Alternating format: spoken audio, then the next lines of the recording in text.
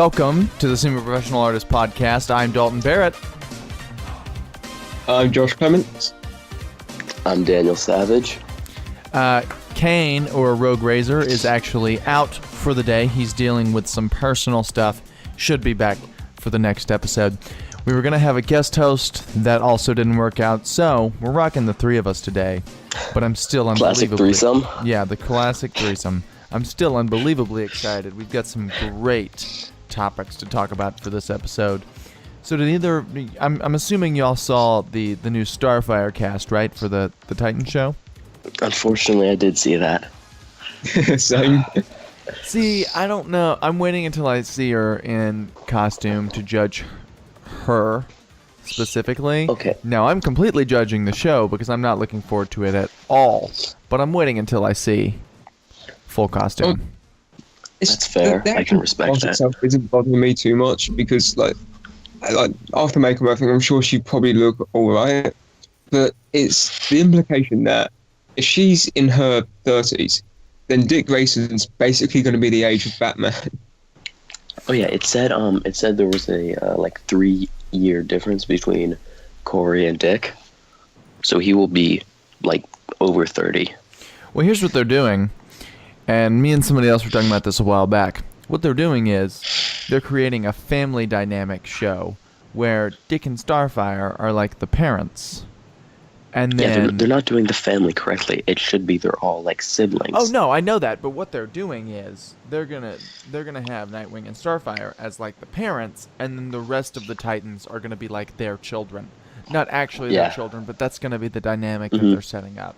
And I've known Raven that is since, 14. Yeah, and well, they announced the ages that they were looking for when they were doing a casting call. So I mean, the age is something that we've known for a while. So I guess that's why it wasn't. They never said that Starfire would be almost 30. They said Dick would be like older than the rest, and they then said Dick and Starfire would be in their mid to late 20s. Did they? Yeah, that's what I read. Dick will still end up being older than that if it's a 3-year difference between him and Starfire. Well, we also don't know that they're probably not going to make them real age in the show too. That's even less believable then. Yeah, I mean, if you look at the Starfire class, she does look younger than 30. Like, it's believable. Yeah, I could see her being 25. Yeah. She's also not nearly attractive enough to be Starfire. I'm waiting till I see her in makeup, honestly. Here's the thing. A lot of people have been saying that the reason she's a bad Starfire class is, the reason there's a lot of backlash is because she's black. And I don't see that completely. I mean, if you look at any fan cast for Martian Manhunter, Miss Martian, Starfire, most of those actors are in fact black because their skin's going to be covered in makeup. It won't matter. I don't care that they use an African-American actress. I could care less. But I don't think that she's attractive enough to be Corey. She just isn't. I'm not saying she's incredibly ugly, but she's not nearly on the same level that an actress like Corey should be. For the role, is what you're saying here, Daniel. That's exactly what I'm saying. Yeah, thank you. Well, so Corey is meant to be sort of inhumanly beautiful. Exactly. Yeah. Well, I gotta cast a human, Bubba. I can't cast somebody who ain't human. Them damn aliens coming over here taking our jobs. Is that your It's okay if they're. It's okay. It's okay if they're hot aliens, though. You're right. It's a cool by all means. Just about the Titan show in general, what are y'all kind of thinking? How y'all think? Do y'all think it's gonna flop as bad as I think it's gonna flop? Oh, absolutely. Yeah. I do not have very much hope for that at all. As soon as they said, yeah, it's going to be on our new DC streaming service, I was like, yep, y'all are screwed. I mean, I think that's better than it being a CW show. But, they've still got some of the same writers from CW, don't they? Yeah. So does it even matter? They may have like a few $100s more in their budget. Well, the thing is, at the end of the day, the only reason this show is coming out is because it's a test. They want to see how people are going to react to kind of characters in live action. Yeah. It's the only reason they ever do any of this kind of stuff on Arrow and Flash as well. They just want to see the reaction people have to them. You know how I would like to see them test things more? Picture this. Put them in the actual movies. What? Just put them in the actual movies. Well, yes, kind of. But, like, Elseworld movies. I think it could be a great way. Like, you want to test to see if classic Superman would work? Do an All-Star Superman movie. There you've got a straight... That's one of the most classic Superman stories you've got. You make a movie of that. And then people are like, wow, I really liked Superman in this movie. And then you'll be like, Henry, get over here. Let's give you a shave. Like, then you can kind of start to test that stuff. And they could do it for any character. They're getting negative reviews on Jared Leto's Joker. Well, let's do a Joker movie, see what people want to see, and then take that into our regular universe. I mean, that could work, sure. But I think the reason that they don't want to do that is because they don't want to spend millions on a film for it to possibly flop. Well, here's my thing. If they do start doing Elseworld movies, don't make them... Like, you've got your main movies that are, like, the blockbusters. Don't make them bad. Put as much work into the story, but don't give them quite as much budget for special effects and things, because they're not the main movies. These would be, like, more cult-style movies, if that makes sense. Now, I'm not saying... with that film that mentioned, they're going, they're apparently trying to get Martin Scorsese to direct, so I kind of see what you mean, because Martin Scorsese films don't particularly have big budget explosions and high tense action scenes. He goes more with the actors than he does with the effects. Plus, if you did like I'm just gonna keep rolling with the example All-Star Superman, because it's the one that I want more than anything, because that would be an amazing movie to do in live action. It really would.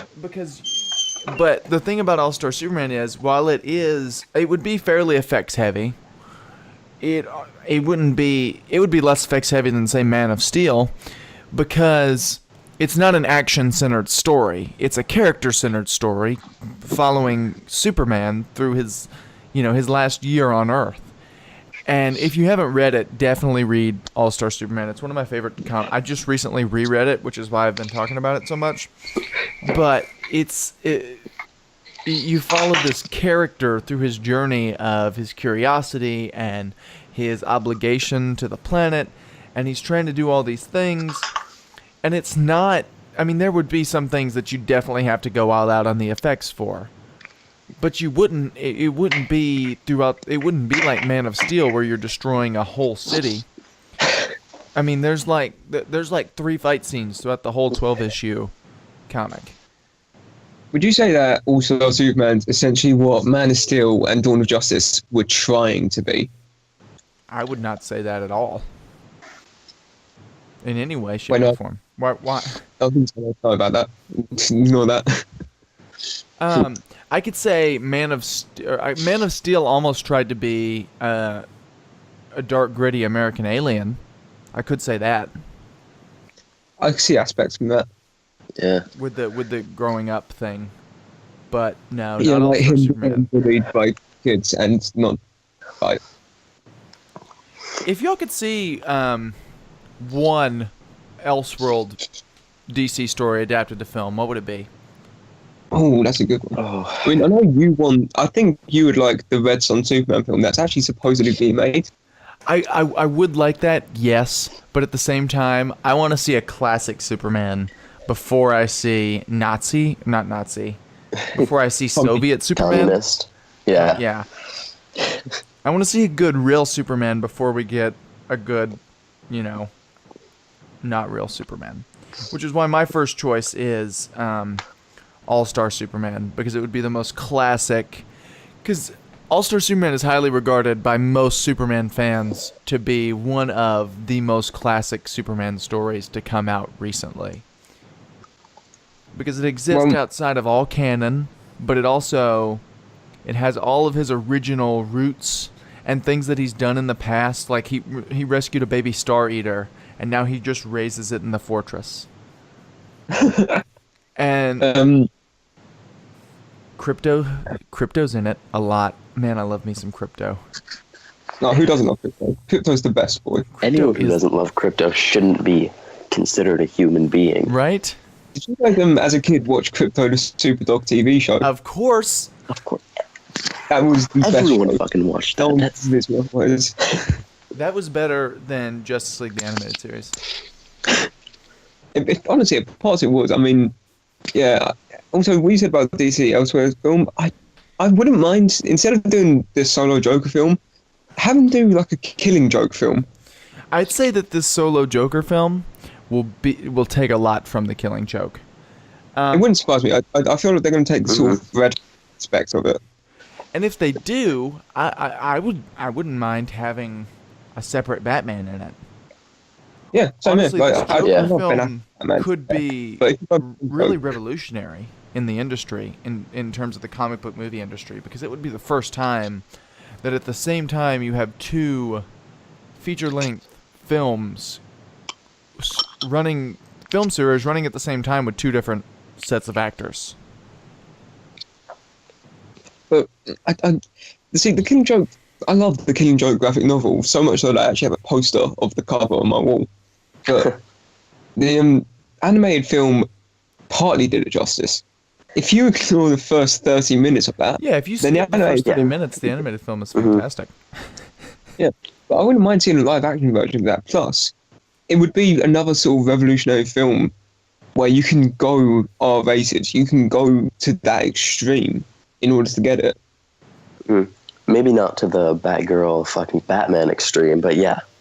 No, I'm talking about like Joker essentially taking nude pictures of Barbara Yeah. and then in Jim to go through the tunnel of love looking at his fucking naked daughter.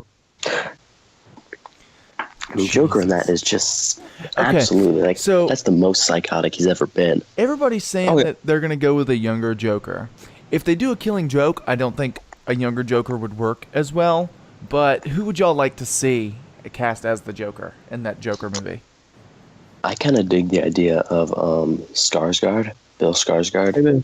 If they go like the younger route, Yeah, if they go the younger route, I do dig him. My only thing is he looks too much like Leto, yeah. and I don't want a constant reminder that Leto exists.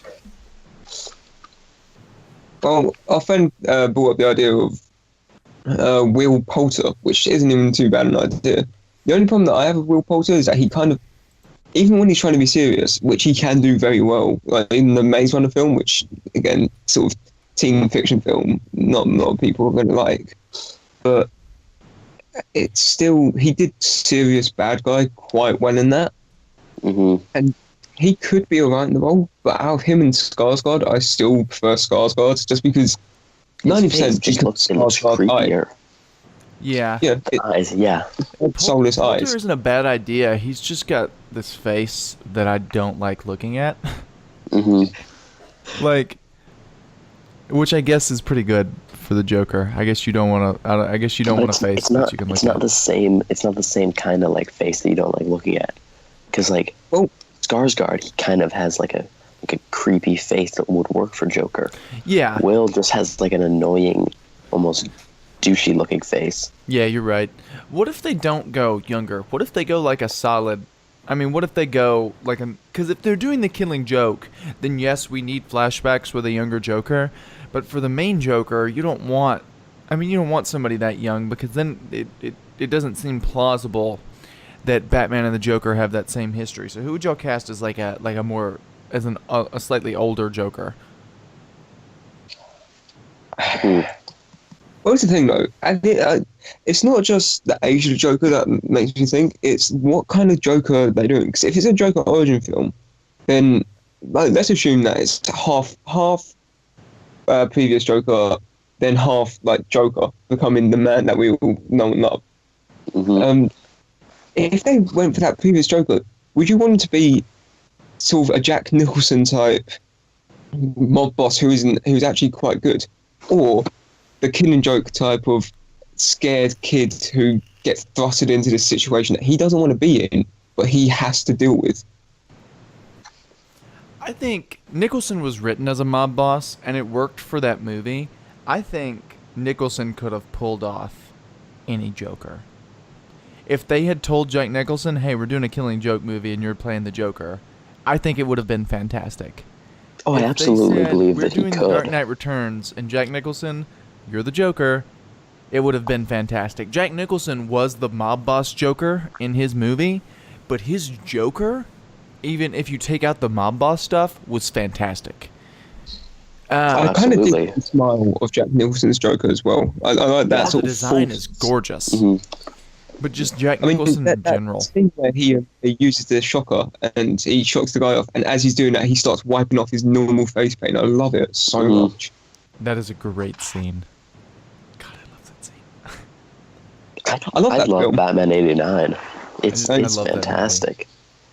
Now I want to rewatch it. Yeah. My choice for watch it. go ahead. Let's get nuts in. That's it. Let's get Let's get nuts nuts. in. It makes the whole movie worth it. Makes life worth it, in all honesty. I mean, the movie could have been crap, but if they had that "Let's Get Nuts" scene, I think it still would have been one of my favorite films. If they had said "Let's get nuts" in Batman and Robin, I probably would enjoy Batman and Robin a little more. You know, they Going don't off have to that- have a movie. They could have just filmed that scene and just released that, and I would have been perfectly fine with it. You know what? You're honestly right. So my Michael choice, Keaton. Get, Michael Keaton as the Joker. I could see that. I'm The only problem- completely kidding. I couldn't see that at all. I could see that as a thing in the future. Like, he's by far nowhere near my first choice. He'd play better old Bruce Wayne than he would an old Joker. Plus, he's with Marvel now. We're not DC is not getting Michael Keaton back. Oh. Okay, but if they go, like, I don't think they should go like the really old route. But if they do, Willem Willem Dafoe. fucking Dafoe, yeah. Easy. Like- I don't want them to go that route because he's much Yeah. too old. I would have actually enjoyed him as the Joker in the DCEU, simply because I've always liked the idea of the Joker being older than Batman, Yeah. like in terms of age. And with Batman being older in the DCEU, I think that would have worked perfectly. But I How old is understand. Dafoe? He's is he 60s, He's in his 70s, I think. I mean, he's old. 70s? Jesus. But he looks The it. thing is, he has that voice. He has that creepy and calm voice that just sort of sends shivers down his Exactly. spine. Yeah. Yeah. Ooh, I wish Plus that the he had smile, gotten it. the in goddamn his, smile. if he had gotten it in his prime, man. I think like if he hadn't been cast as Volko, like he could have been an amazing. Honestly, I think he would have rivaled Heath Ledger as best Joker. No, I doubt that because you have to keep in mind he would have still been in the same movie that Jared Leto was in. Like it wouldn't have been a different movie. Oh my God! I just got the image in my head of Margot Robbie and Willem Dafoe. Oh. Okay. Maybe it's a good idea that they didn't go that route. If they did do Willem Dafoe as Joker, who do you think they would have cast as Margot Robbie? Because you'd have to go older, otherwise it's a bit sort of creepy. But, Yeah. Cameron Diaz. yeah, I see that. Yeah. And Then Drew it's like- Barrymore. It's like creepily young, Mhm. but it's also She's- not like She's 40s, right? yeah. So like it's So, yeah, that creepily can- young for the Joker to be with her, but it's But, not I mean- like as creepy as it would be with Yeah. Margot Robbie. Plus, the Joker Harlot relationship in Suicide Squad was just awful. Like Yeah, it was pretty. it bad. was like they cared about each other. What the fuck was that? No, like I'm serious. Like he shouldn't care about her. He should fucking abuse her. Yeah. Which sounds fucked up, but Suicide Squad movie shouldn't have even been a Suicide Squad movie. It should just be Joker beating Harley for 2 hours. Yeah, just for 2 hours, every 30 seconds, there's a new punch. And by the end of it, she's dead. I know this is something you're pretty excited about. Gotham by Gaslight got some new footage released. I just watched it yesterday.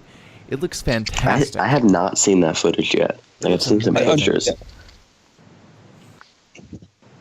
I'm really excited for this because I love Elseworlds and I love alternate universes, and I like what if stories. And a Batman set in Victorian era, which hunting Jack the Ripper is just a great premise. Like, Wasn't there a Psych episode about this? Just like the musical, kind of. Yeah, it was Psych the musical was about them in a play about Jack the Ripper, right? Well, it was about a serial killer that was, like, he broke out and he was killing people kind of like Jack the Ripper, and then there was also like a play about it, and I only watched. I've seen all of Psych like 6 times. I've only seen Psych the musical once because I'm not a big musical fan. yeah, okay. But on a serious note, the fucking soundtrack from that, like the songs, they're actually gorgeous. Like James Roday and Dule Hill singing makes me fucking cream my pants. Like, no joke. Let's get back on topic though. Gotham by Gaslight. Yeah. well, the thing is, the last animated DC movie was Batman and Harley Quinn. So, no matter how... let's not talk about that. Let's not talk definitely about do that. Not talk about that. Me and Daniel watched it. Oh god, we watched that together. That was... It was real bad. It was somehow worse than I expected, and I did not expect much from it. It's the worst animated film DC has ever done, and I will stand by that fact. You think you should get the Atari ET treatment and just find all copies of it and throw it in a ditch in Mexico? I don't think there are any copies. I don't think anybody bought it. I think it's all digital download. I don't think anybody actually paid for that. I think it's just gotten... Because honestly, if you did pay for that, I feel really, really bad for you. Mm-hmm. Because you've wasted... Is it like a pirate? Where no one wants it, but it just appears on your computer.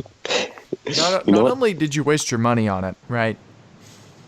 You lost some intelligence by watching it. So you also wasted what little intelligence you had after buying that film. I would buy it just to watch the Dick and Harley sex scene. I feel like it's not... You know what? That was... I feel like that scene isn't worth the rest of the movie. I wouldn't watch the rest of the movie. Like... That's fine. But what about a Dick and Harley sex scene featuring Aaron Taylor-Johnson and Margot Robbie? DC, get on this, please. Honestly, Warner Brothers. I we are cannot begging stress you. how much I want that in my life. Like that's the only like porno where I would want to see like that behind shot of the dude's ass. Oh, Just because it's Aaron Taylor Johnson. Daniel, you took it a step too far. I don't know. Aaron Taylor-Johnson has got the dick butt. He does. Yes, he does. The Grayson ass. Definitely. Grayson Oss. Where are we gonna go after All this? right. We can talk about Defenders for a little bit because that came out. Yeah. That was Have you guys seen it? Have you guys all finished that? Yeah, I've I not finished it. No, I've not Cool. had time. But we can talk about It was really good. like the first half for a little bit. Yeah. From what I've seen, it's been fantastic. Iron Fist Mhm. and Defenders is 1,000 times better They than set Iron up Fist. Hero for Hire basically perfectly. Like, Yeah. Honestly, Luke and Danny's chemistry in that was it was fucking so good. fantastic. It was amazing. I think I know why that is. It's because Danny is so detached from the world and Luke's so drowned in it. So when you get like every now and again you get Danny start going about how he defeated Shao Lao the Undying by plunging blah, blah, blah. And Luke's just like, no one wants to hear shut the fuck up. Yeah. Oh, Matt, honestly, was his character. It was almost written slightly because that's. I love the Daredevil season 1 and 2, but one of the problems I had is Matt's characters always come off very flat and boring, one-dimensional almost. Not in a bad way because it really worked for the show, but I got very nervous when I heard about Defenders because he's having to work with other people. And he's not very good at that, or the writing wasn't. And I think the writing much improved for his character in Defenders, because he worked much better with the rest of the team than I thought he would. Well, Yeah. the reason I think that is because if you in the Daredevil show, I think he's purposely meant to be a bit sort of unemotional, bit sort of flat, because he has this constant belief that he needs to be better because he needs to protect all of these people in Hell's Kitchen. And if he's too busy moping about, being sad, being blah, then he won't be able to do that properly. But the scene that I love in Defenders with Matt is one of his first scenes when he's in the courtroom and he's just getting flustered and annoyed and just he completely destroys the defense just like almost effortlessly. Yeah. I want to see a Judge Judy type court show with Matt and Foggy. That's all I want to see. It can be one episode long, but I want to see it. Honestly, Netflix. just one episode of Daredevil season 3 should be that. Exactly. That's all. And then have Hogarth be on the other side. It could fighting even them. be Judge Judy. It could even be like get Judge Judy in there to do it. And you could even make it like something you have to pay for, and I would pay for it. Of course, I would pay I'd for pay that. for that more than I would for the DC streaming service. Easily. Oh yeah, not even a competition there. Oh my goodness. Oh, we got a new look. This is kind of older news, but we typed up this topic list a little while back. We got a new look at the Infinity War suits for Iron Man, Captain America, Spider-Man, Star-Lord, Teen Groot. I missed anyone? Was Nebula in there? I don't think so. Did you say Rocket? Oh, and Rocket. Rocket didn't get anything new though. Yeah. The new Iron Man suit, a lot of people are like, it looks okay. I really like it for concept art because I never really care for the Iron Man concept art. The set pictures made it look okay, but I think it looks really good in the concept art. I like the Civil War almost took it to one extreme of being very detailed, and it seems like this is taking it like a step back and going very simplistic, very minimalistic with the design, and I love that. You know, I'm digging the fuck out of the Cap suit. Like, originally, I was kind of hoping it would be, like, black, almost like a U.S. agent type suit, but I'm actually loving the route that they're going with it. Like, just dirtied up, kind of fucked up. The Even rolled had, up like, his sleeves. rolled up. Yeah. That's the best part. Oh. They could have done the regular Cap suit with the rolled up sleeve. Mm-hmm. But yeah, I love, like, the torn logo and stuff. Yeah. It's gorgeous. Can you guys imagine if he spent time, like, instead of, like, for what it seems, it looks like he's just ripped the logo off and he's ripped the Captain America and the Avengers shit off. Can you imagine if he took time to keep the costume as good as it can and it's just him knitting out the logo, like, just sitting at an old home, just being like, time, where did it go? Just sitting in, like, a rocking chair. All right. He's talking with his old buddies. In front of Bucky in Wakanda, he's just sitting there in a rocket chair knitting out. Oh, what do y'all think of the new Spider-Man suit? I refuse to call it the Iron Spider suit. Mm-hmm. It isn't the Iron Spider suit. I kind of dig it as a suit. I hope they don't refer to it as an Iron Spider suit. Like everyone's calling it that. It's not. If they call it that, it's just a disgrace. But as a suit, well, I do dig it. It's implied to be the Iron Spider. Whether they call it Iron Spider or not, it's clearly implied that that's what it's supposed to be with the gold details. But if they specifically call it that, it closes the opportunity of getting a real Iron Spider suit in the future. Here's my thing about it. If it has the legs that shoot out of the back, then I will accept it as the Iron Spider suit. If it does not, then I will not accept it as the Iron Spider suit. Mainly because I really do enjoy the design. And maybe if it has like a separate mask that like closes in the regular Spider-Man mask on it, and then those arms pop out, then that can be the Iron Spider suit. I mean, all right, yeah. I don't like the actual suit itself looks nice. I would have preferred black to blue. Yeah, me too. Mm-hmm. But like the tentacles are the one thing I want from an Iron Spider suit. I'm not too bothered about what the actual suit looks like. I'm fine if they didn't go with the red and gold because it's more Iron Man than it is Spider-Man, which I can understand why they wanted that. because all anyone ever did for Spider-Man Homecoming was talk about how Iron Man 4 beat Spider-Man. And so I can understand why they want to distance themselves from that colour palette. I just want the legs. That's all I want. I want Spider-Man to be fighting Thanos and that lot. Then the legs shoot out by accident and he just starts walking around on them. Yeah. Yeah, exactly. Hell, even go with the animated series Man Spider at some point where that story gets really messed up. Let's don't do anything involving Man Spider or any of the clones, except for possibly Ben Reilly. Daddy Riley, yeah. Because he's the best clone. He's the only good clone. He's not just the best clone. He's the only one who I would want to watch in live action. The only one that you recognize as a clone. Everyone else is dead to you. The only one that I recognize as a human.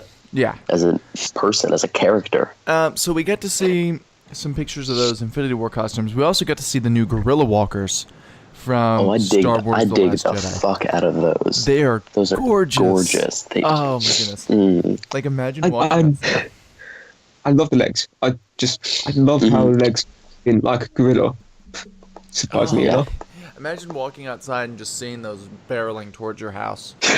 Like even if they were half the size of like they really are, like it would still be terrifying. You know, I wouldn't even try to. Like, I would accept that as the way I die. Like, you know what? I'd be happy about it. How long do you think it's going to be before you get memes like who would win, a gorilla or a camel? No, I would walk inside if I saw one of those and I'd grab some rope because I know just how to beat those bad boys. Yeah. I feel like Are you going to do a Spider-Man where you recognise that Star Wars is a movie and pretend that you don't know that much about it, but then in your solo film have a literally Lego Star Wars the Death Star? Yeah, I never quite understood that. Mm. You remember that movie? I'm like, Empire? No, you'd say, That, hey, that really old movie? let's Empire this right now. That's exactly how it would go down. Yeah.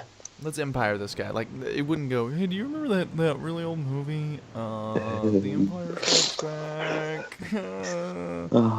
Hey, it's a pretty unknown movie, so I can understand if you guys are familiar It's with this it. really old movie.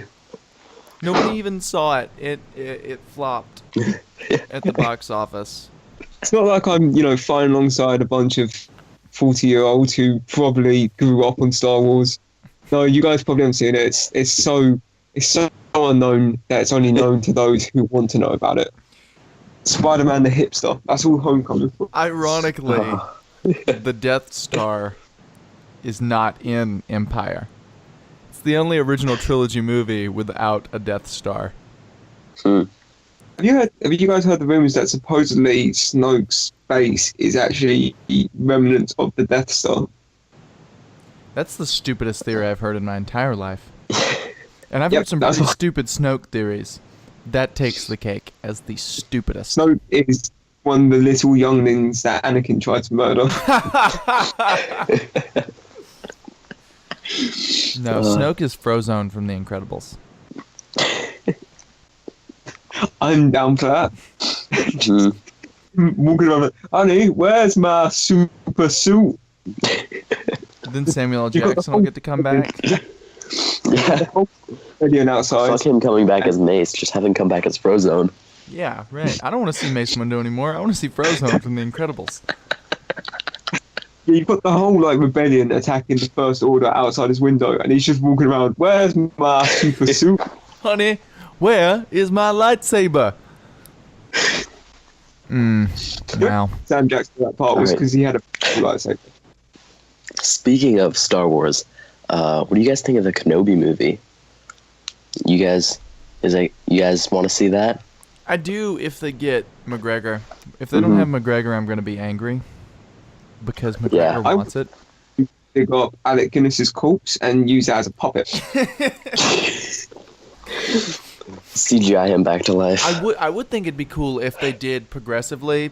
Like, I don't want to see... If they do a Kenobi movie, I don't want to see it take place over, like a month or whatever. Like, I don't want to see it take place over, like, a condensed amount of time. I want to see it take place, like, from the end of Revenge of the Sith to to the beginning of A New Hope. Like, I want to see that whole time frame explored. And what they can do is, throughout the movie, they could do some CGI on McGregor's face to make him look both younger and then by the end more like Alec Guinness. And by the end, they could straight up mocap his face to turn him into Alec Guinness. And that would be beautiful to see if they explored that over the whole film. McGregor looks quite a bit like Alec Guinness anyway. Like, if you ever see a side-by-side shot of them, they actually... Like, I think Alec Guinness has maybe a slightly bigger nose and slightly He's got a Jew closer nose. eyes. That's what it is. He's got a Jewish nose. I think his eyes are a bit closer, but McGregor and Alec Guinness look surprisingly alike. Oh yeah, but I'm saying like by the have it work progressively so that we kind of get used to it over time. But by the end, have straight up Tarkin that guy, make him look just like Alec Guinness. And that would be one of the few instances where I'm okay with watching a full CGI face, because it would just be so perfect. Like, it could have that in the end scene, they could do like what they did with Rogue One and have the end scene of that movie, him like walking up to scare off the Sand People, like scare off the Tusken Raiders. So it could imagine that. Well, you see that from behind. You see him start doing the hand thing with everything, and then like he could start with him like pulling over his hood, and it shows McGregor CGI'd to look like Alec Guinness. That'd be a perfect way to end that movie. Oh god. Well, just start off from where Obi-Wan left off in Episode 3, just sort of looking over at Luke's house. I actually wouldn't mind at all if they even did that with like Han Solo. Like if they had like Han and Chewie flying into Mos Eisley, and that's how they ended like the trilogy of Star Wars story films. So like Rogue One, it ends right as Vader's chasing the Leia's ship, right, which is the opening to A New Hope. And then if you had like Han Solo end with Han and Chewie flying into Mos Eisley and sitting down and ordering a drink, where Luke and Obi-Wan would then come to the table, and then the Obi-Wan movie would end right as Obi-Wan's first scene starts. That would honestly be a really creative way to do all of those. To be honest, that actually, just like thinking about that, makes a lot of sense, because you actually set up, you basically bridged all of Episode 3's 4, because you find out everything you need to find out about Han, and then you end that on where his story begins in Episode 4. You find out everything you need to know about Leia and basically the Empire, and that ends on Episode 4. And you got Obi-Wan, find out everything you need to know about what happened to him, and that on Episode 4. It really does make sense. Like, even though the films aren't connected, that's a whole new trilogy that you can watch, meaning that they will have 4 trilogies in total. Plus, the fan edit films that would create would be glorious. You could have a fan edit film just called like a Star Wars story, where it edits together like the big key points from all of them. And so maybe like you have like a Rogue One battle that's going on at the same time that Han Solo's like doing the Kessel Run or something. And like, or it would probably start with Han Solo, because Han Solo's going to go the most into the back, unless, oh god, I'd have to wait until the movies came out. But it would be so cool to have it jumping from film to film, exploring these different people's story, and then as it ends, you go into the original trilogy. Well, if I can find it, I'll send it to you guys later. But someone did a thing where, you know how Bond's opening films, like the way they open films is they do very stylized, very cool transitions into different aspects and such. Someone did that, but with Star Wars, and it is fucking beautiful. I love it. It's for all of the it's for the whole saga. Yeah, that's what it's like. It's got a TIE fighter flying into a lightsaber, which then opens out onto Luke fighting the beast. Sci-Fi that did it. Sci-Fi did it because every year, you know, Sci-Fi does. They do the whole saga. They do it once a year. That I actually watch it once a year on Sci-Fi, but I watch it more frequently than that because I watch the original trilogy more frequently than that. But I actually watch the whole saga on Sci-Fi every year, even though it's very painful to sit through those first 3. But Sci-Fi did that. That was the commercial for it this past year when they did it. It was beautiful. Just bringing it back to the Kenobi film, would you guys mind seeing the stuff that they did in sort of Rebels, like having Maul be the antagonist, and instead of having them meet, just have them sort of have it be Maul hunting Obi-Wan throughout the entire film and do it in sort of No Country for Old Men style, where you have Kenobi on one side and you film his journey or whatever, but then you also follow Maul, like working his way through different Tatooine towns and just trying to find out where this guy who left him for dead was. Well, you've also got that, or you've got what they did with the Kenobi book. One of our buddies was telling us about this. Apparently, the Kenobi book is really good. I haven't read it. I need to. I'm probably going to listen to it on audiobook here soon. But it actually takes place 3 months after the end of Return of the Jedi, or not Return of the Jedi, Revenge of the Sith. It takes place like 3 months after that. And it's him, like, he's on Tatooine, and it's him getting used to life there when some threats arise. And it's all original villains. It's no one new. I think Qui-Gon's in it. That's some stuff I would like to see.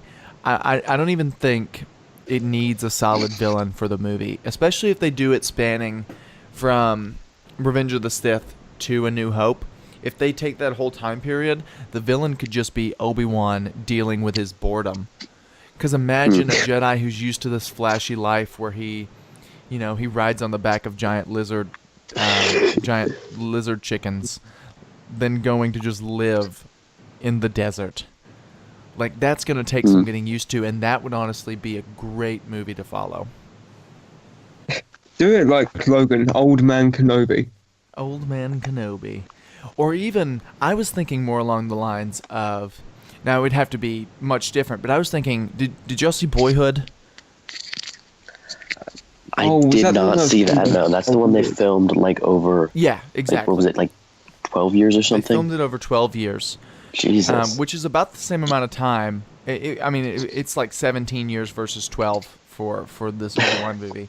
And they, of course, wouldn't film it over that amount of time, but they could do something similar in the structure of the film. It's not about him fighting bad guy or whatever, but it's about his journey over that time and how he goes from this little kid, or in this case, this powerful Jedi, to this teenager whose life has changed so much over this amount of time, or in the case of the Kenobi film, this wise old wizard whose sole purpose is to help Luke. So we can go from, because Obi-Wan's always been kind of cocky, especially in the prequels. He was very cocky, and he was very flashy and show offy and stuff. So it would really be neat to follow him going from Ewan McGregor Obi-Wan to Alec Guinness Obi-Wan and just show what made him change that drastically over that amount of time. Well, the thing, man, if there's like, didn't Obi-Wan have a love interest at some point? It was in Clone Wars. Clone Wars, yeah. It was the Mandalorian princess, who, Yeah, and then my got theory killed by is Rey's grandmother. I'd be down for that. I'd be because that would mean not only is Rey a Kenobi, she's also Mandalorian. Yeah. I just want the Mandalorian Wars. That's all I want. Yeah, I remember last episode we did talk about some Rey theories. Yeah, honestly, if Rey Kenobi doesn't happen, I'll be fine with whatever they do as long as it's not Rey Skywalker. But I really want Rey Kenobi. Do you guys think that after they'll do this trilogy of films detailing what happens from episodes 3 to 4, they'll do another trilogy, but this time focusing on what happens from 6 to 7? I think it'd be neat. I don't think they'll do it. I think what's going to happen is they'll have this trilogy, then they'll probably wait like 5 years, and then start another trilogy that takes place after this one, following the characters, whatever the climax is in episode 9. I'd say that they'll probably wait like 5 years and start a whole other trilogy focusing on maybe Rey passing the torch to someone else, which is dangerous. I would like to see a movie just about Luke, because there was a huge time gap between Return of the Jedi and then episode 7. I'd like to see the Thrawn trilogy adapted to film. Mm-hmm. Have y'all read the Thrawn trilogy? I have, yeah. No, I have not. It's- It was actually oh the my God. first book that came out after. It was the first in the series of what was then considered the canon Star Wars books. So you had the comics and stuff before that that were there, but they weren't technically canon. This one was considered canon to the story, even until Disney brought it out. And it was one of the, because there were certain ones that Lucas was like, "Yep, this officially happened." And this was the first one that did that. This trilogy of books, and it is so fantastic. It takes place 5 years after the fall of the Empire, and it wouldn't necessarily work now because now it's in canon that the First Order came to power, and this is actually about the New Republic and then building up the New Republic. Leia's working on her Jedi skills, but she's also working as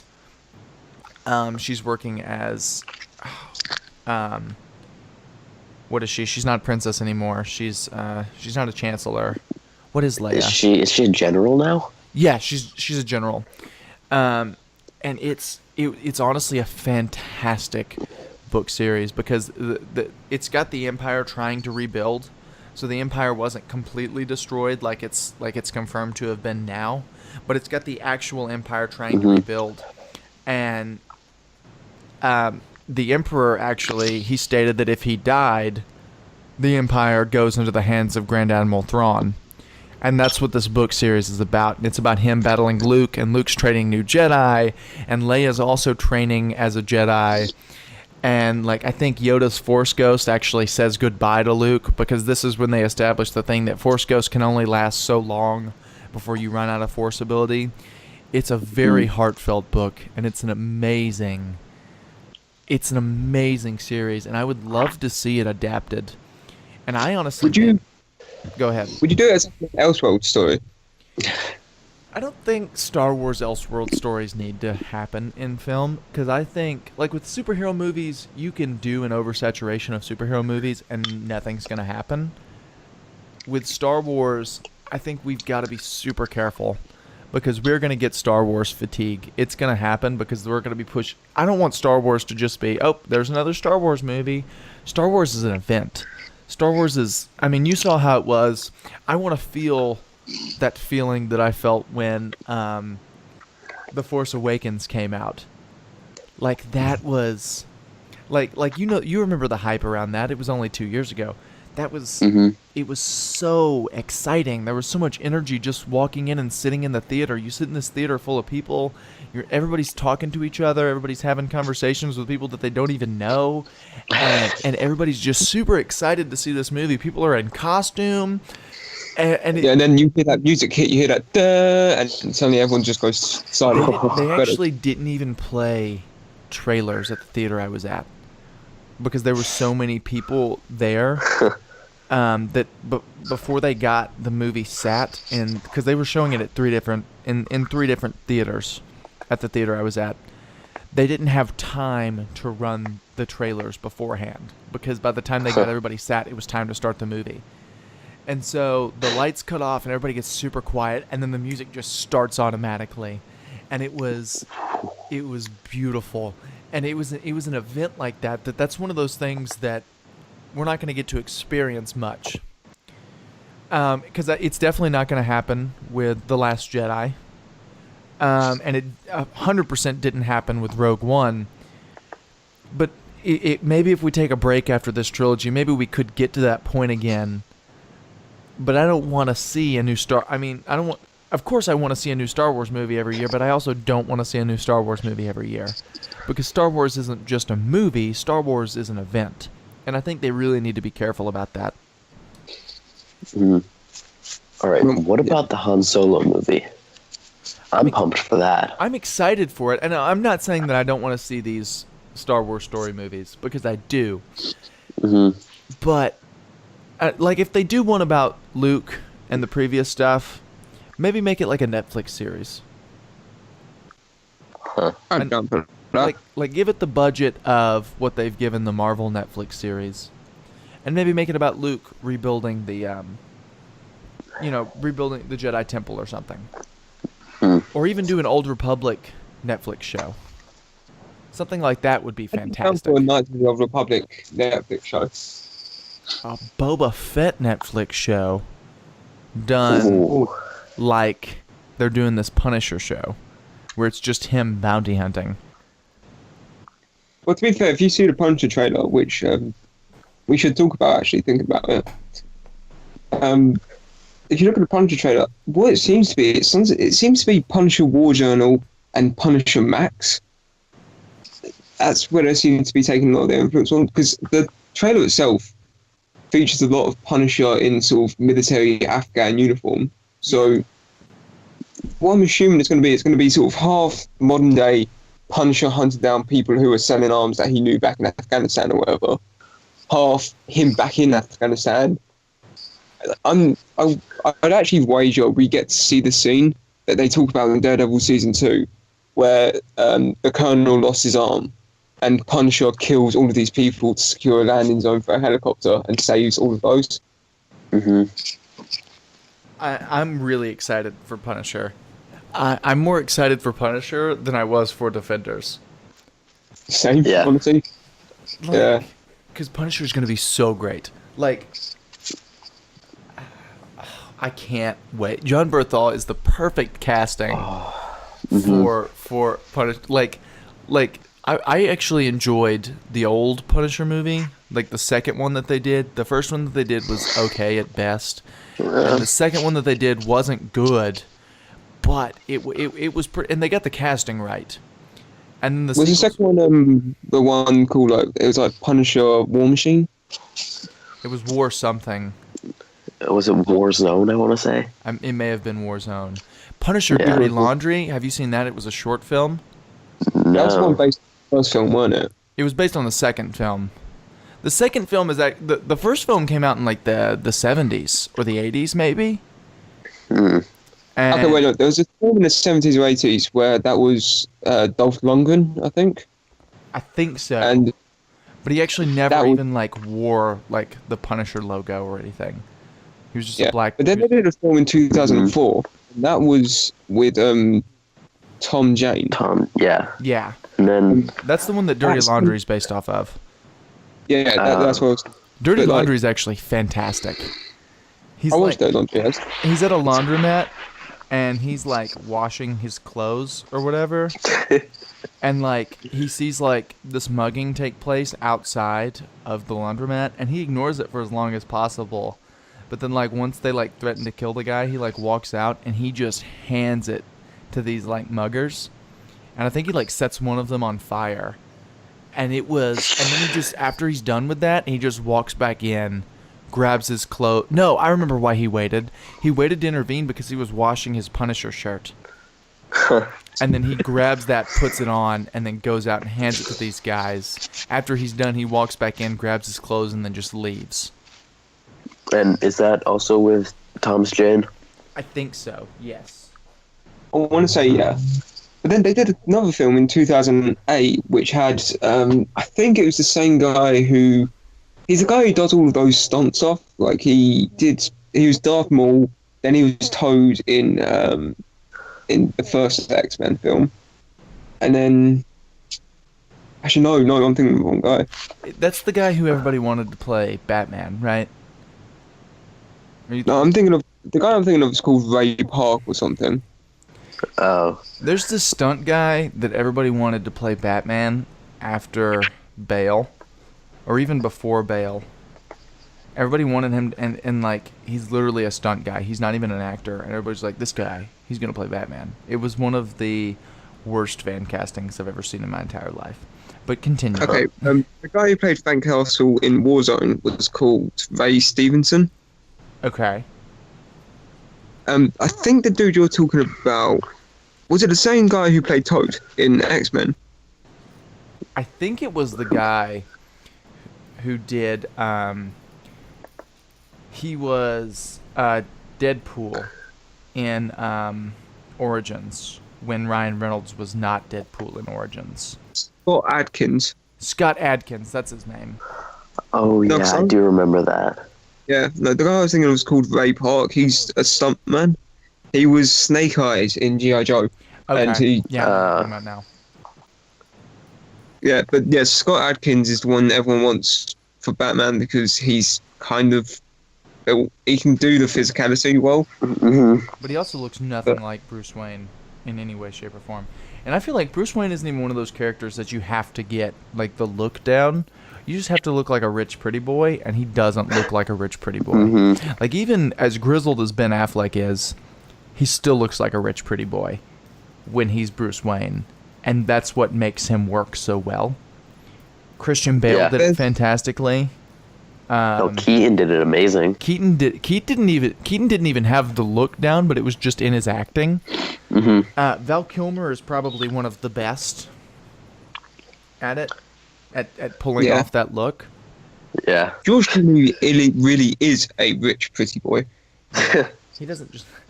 I still want George Clooney to play old Bruce Wayne in a Batman Beyond movie. Simply because... I do kind of dig that. George Clooney is such a great actor that he could really redeem himself. Plus, his facial structure is more similar to Ben's than like Keaton. Oh yeah. Plus, he's got that stare where he like looks at you.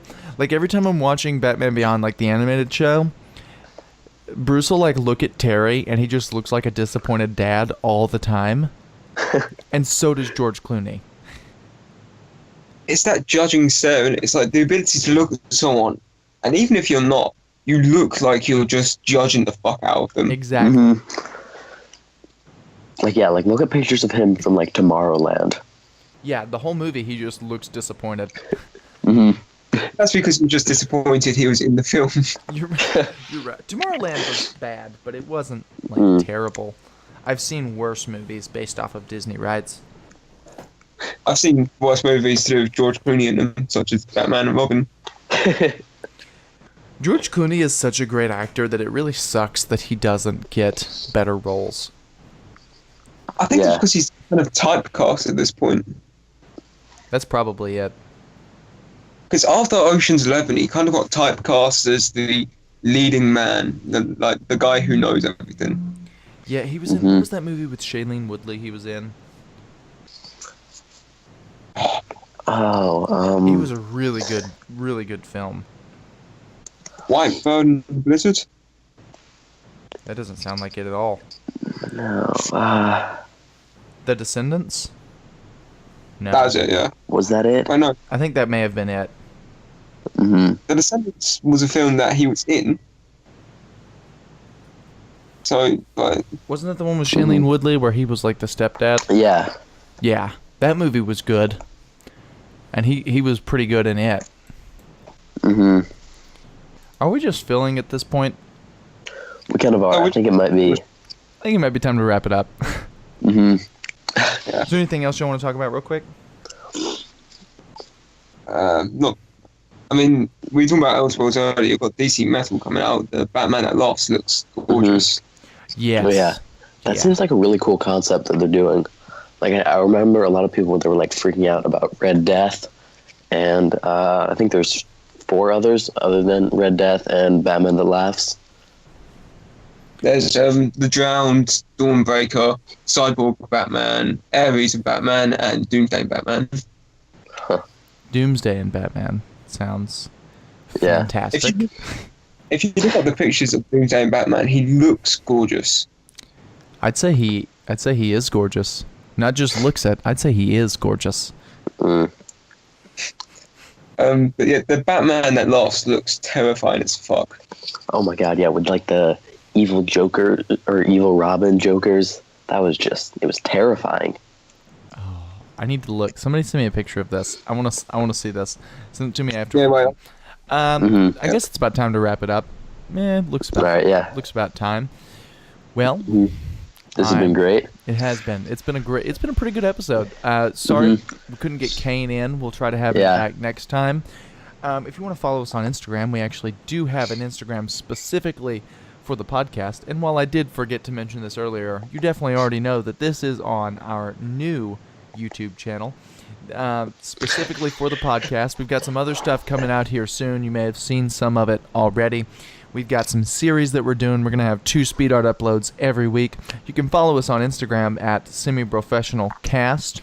And as always, I'll see you when we meet again right here. I love you guys.